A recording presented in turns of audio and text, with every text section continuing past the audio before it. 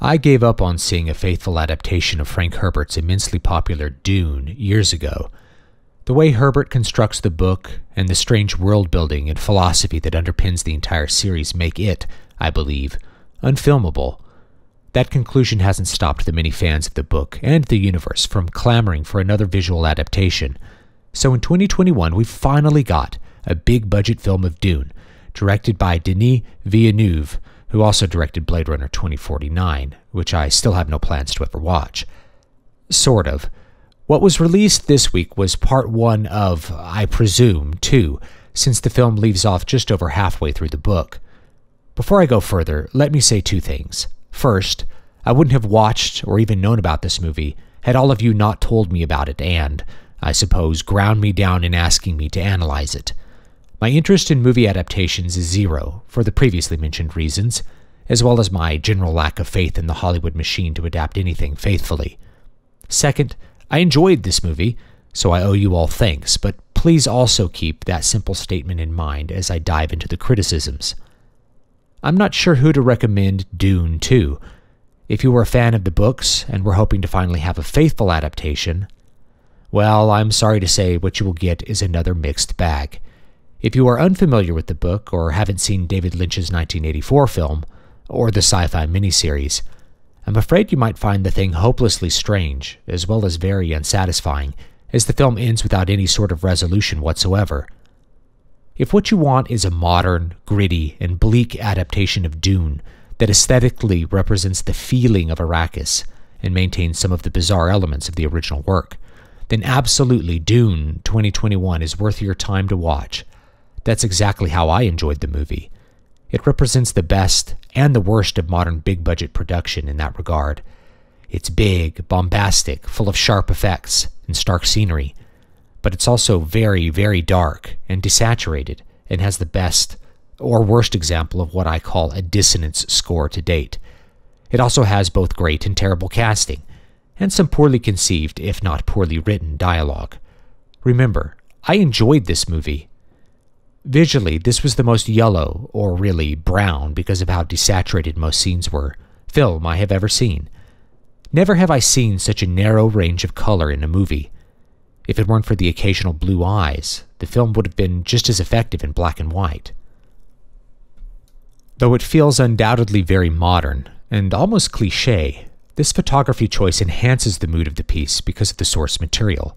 Arrakis is a bleak and barren planet, inhospitable and mercilessly dry, and the visual style conveys that emotion well, though I did tire of it after more than 2 hours.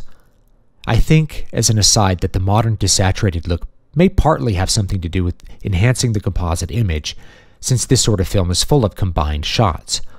When you work in a narrow color range, disparate elements blend together much better than if you were using a full range. The costumes were a consistent no color. That is, they were always in shades of gray or black, thus their details end up blending into the shot as a whole. The actors look convincingly part of the environments throughout. The costumes are not, however, very exciting, especially compared to other adaptations. The movie is gritty and modern by intent, avoiding flashy space opera, though the effects and battle scenes are certainly very vivid and intense. Something felt off about the fight choreography. It all felt there for show, not very real at all, much like the modern Star Wars films. The fight scenes are showy, but not tense as a result. These visuals are underpinned by some excellent high-contrast sound design. The movie does not feel compressed. Part of that sense of dynamic sound was the constant use of what sounds like close miking, re-recorded in post, I assume, that allows voices to sound soft and relaxed while being loud enough to be heard. This, unfortunately, doesn't work well for all the actors. More on that in a bit. Joining that good sound design is the worst score I have ever heard Hans Zimmer turn in. I mentioned the dissonance score. When I use that term, I mean a music score that has a primary function of producing loud, dissonant chords at times when the movie needs tension, and otherwise has little function, producing nothing memorable or unique. Zimmer's music fits this description so closely that the movie almost comes off as being without music. There is literally not a single memorable line, melody, motif, or chord progression. The entire score sounds like 2 hours of improvised synth wankery cranked up during mastering. It stays comfortably in the ambient space and is most noticeable when it chooses to be annoying. I've heard that is how Hans composes his scores usually, by improvising with synths, and that a team of composers end up orchestrating his music for the final score, so perhaps Dune's score should have been expected. The only thing I remember about it was the incredibly obnoxious, reverb-drenched vocal screams that made themselves known repeatedly in the movie. The best way I can describe them is that they sound like a gypsy and a West African tribeswoman competing to see who can get more coyotes to howl. That being said, Zimmer's score is paradoxically incredibly functional, matching the stark and flat world of Arrakis, and supporting the action better than a more competent score would have. It's quite the bizarre effect. The score, like most of the production elements in the movie, fit into the category of, I am usually annoyed by this trope, but this is the one place where it works. Gray space, limited color range, low contrast, yellow everywhere, gray suit, black suit, close miking, boom, boom effects.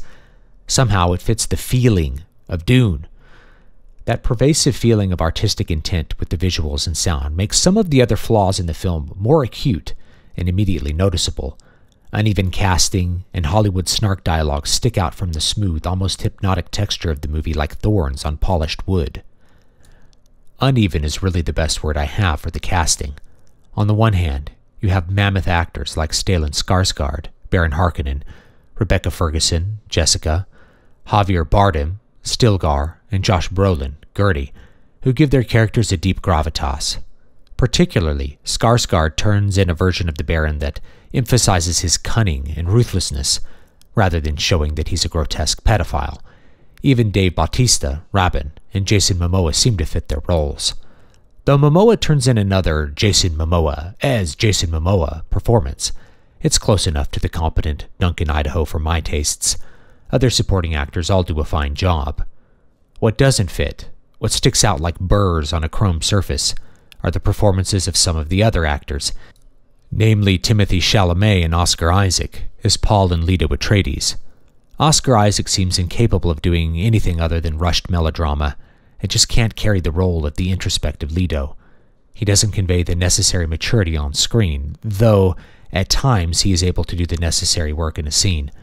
Timothy Chalamet is just a total miscast, a waifish and effeminate boy who softly emotes his way through every scene, conveying nothing that is likable or admirable, and certainly not showing the growth from competent aristocrat to messiah that the book portrays. That may be a problem with the adaptation, and perhaps director Denis Villeneuve wanted his version of Paul to be such, but even within the movie, the limp-wristed and passive portrayal of Paul is dissonant with what Paul does. He's an expert in combat, trained since boyhood, and he's also been trained in sorcery, but the boy on screen seems incapable of either of these things right up until he does them. The casting of Chani by an actress with a monogram which I've never heard of, Zendaya, is a non-factor, as she's barely present in the film other than in some blurry prescient visions. In addition to the casting itself, what sticks out are moments of slightly snarky, modern Hollywood-style dialogue. Early in the movie, I think the director was trying to show the casual friendship between the characters, but the lines don't fit with everything else. They disturb the texture of the whole. I'll quickly address some of the other casting decisions, such as gender-swapping Liet. I don't think that these decisions impact the movie negatively. Likewise, the diversity of the cast doesn't positively or negatively change anything to me. I always imagined that the Fremen were dark-skinned, being accustomed to the sunny desert.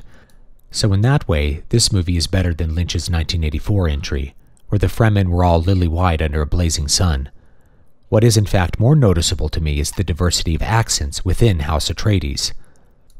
The biggest problem with Dune is that it is very obviously a Part 1. It ends without any real resolution and feels totally incomplete as a movie. Pasted on top of the more political plot is some sort of Fremen war of oppression discussed between Leto and Paul, which Paul reminds us of when he joins the Fremen to provide a feeling of arrival. But this doesn't really satisfy. Baron Harkonnen is quite dismissive of the Fremen in the book, and I always thought Herbert was using them as a sort of ascendant Arab. Nobody in the 6th century could have predicted the explosive rise of the House of Islam out of Arabia in the following centuries, and I saw the Fremen as a parallel to that, a powerful force rising out of nothing to take over the civilized world. I have to wonder what such a change will mean to the second movie, if it gets made. Despite this movie being half the story and running over 2 hours, there's a surprising amount of world building that gets jettisoned in favor of action and meandering reaction scenes. Villeneuve leans on some slightly disguised direct exposition to fill the audience in on the most important details. Rather than a narrator speaking, we have characters and Paul's holovids, which in one case is speaking expositional information the character Paul surely already knows.